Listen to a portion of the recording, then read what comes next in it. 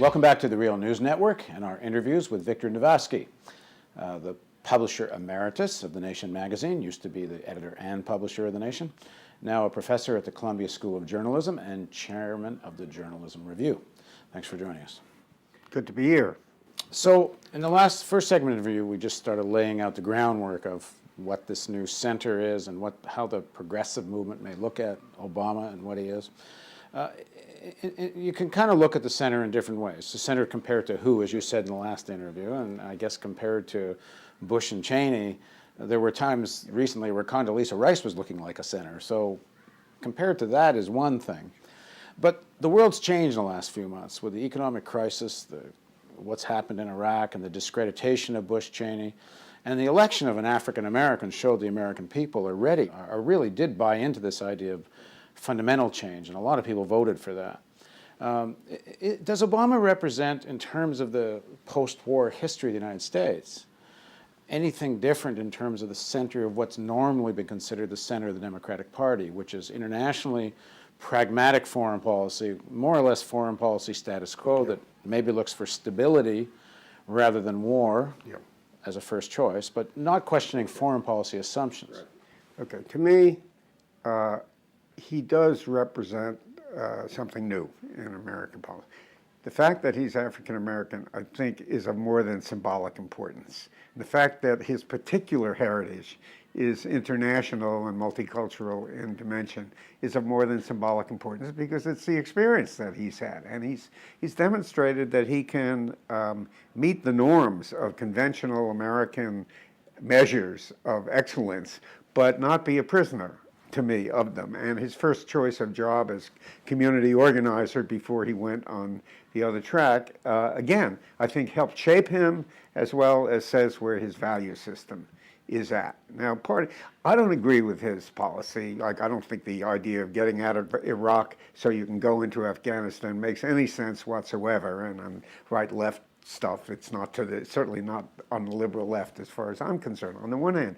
On the other hand, he intuitively understood that it was wrong for us to go into Iraq. But if you read what he said, why he was against going into Iraq in 2002, 2003, and you compare his speeches to Brent Snowcroft and some of the Bush 1 guys who were against going into Iraq, he was coming from that place. Like, it wasn't that it was an illegal war, it wasn't that it was an unjust, or there were no weapons of mass destruction.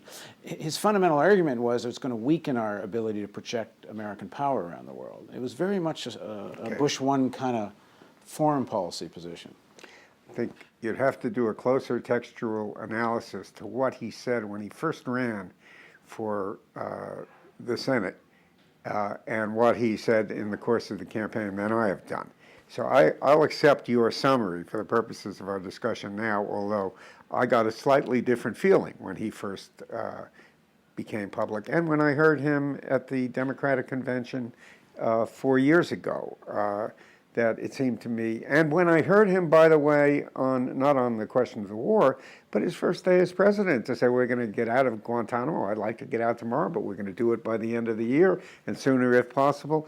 Switching around the Freedom of Information Act, the presumption of how we run it. He's done a number of things that, to me, were, if we were having this conversation 10 years ago, are you going to have an African-American president in this country in 10 years who on his first day of office closes down Guantanamo, announces, I think, so I think it's a mistake for the left to say this guy is, let's give up on him. Someone said, the Nation does these fundraising cruises every year, and we went on the first day, some guy came up to me and said, I expected to be disappointed at the end of a year, but I didn't think it would take only 2 days.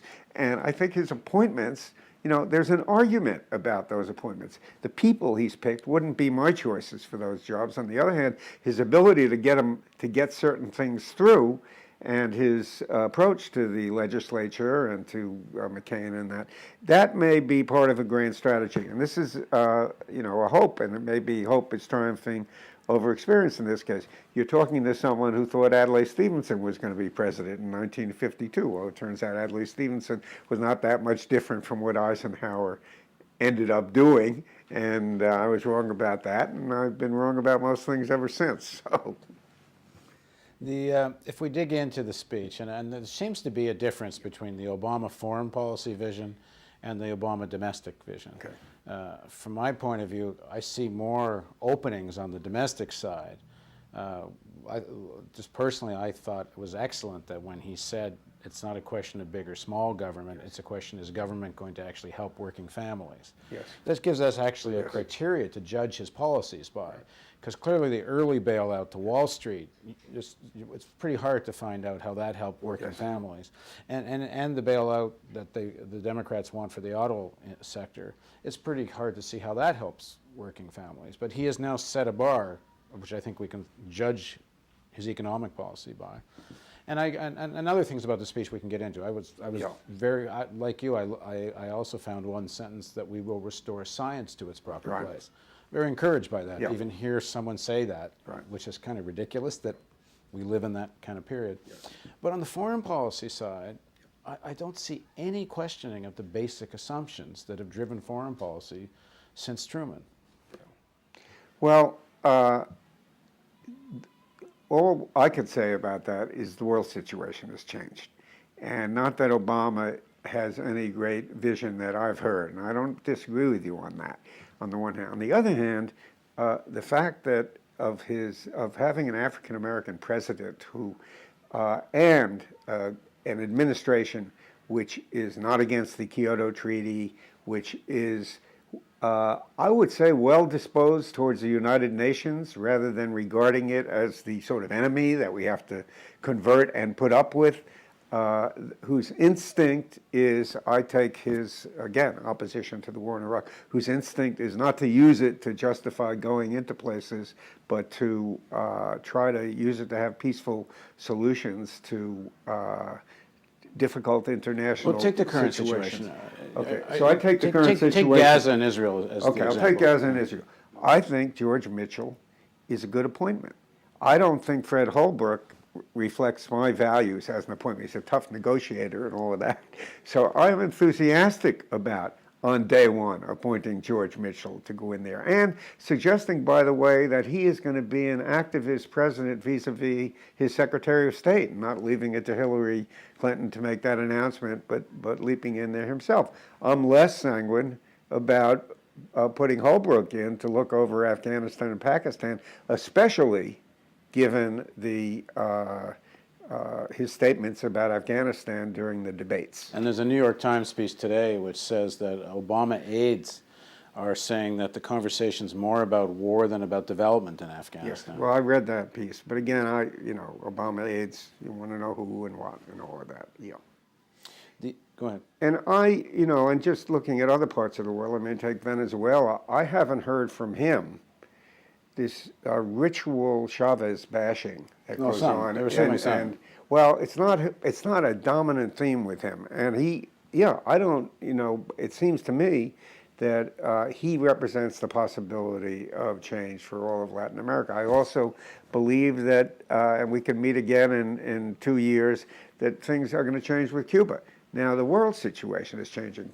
Fidel is no longer running the show and all of that. But that makes a lot of things possible, and I believe that he is a pragmatist in the good sense of that word, someone who is not going to allow doctrine to inhibit him from dealing with people who have been thought to be anathema to this country. Well, in the next segment of our interview, let's dig into people who have been thought to be anathema to the country, Okay. and let's talk more about Israel, Palestine, Okay. and the fact that Mitchell's going to the Middle East. He's not going to meet with Hamas or Syria, which isn't a great shock, but Right. it would have been something new. Anyway, please join us for the next segment of our interview with Victor Navasky.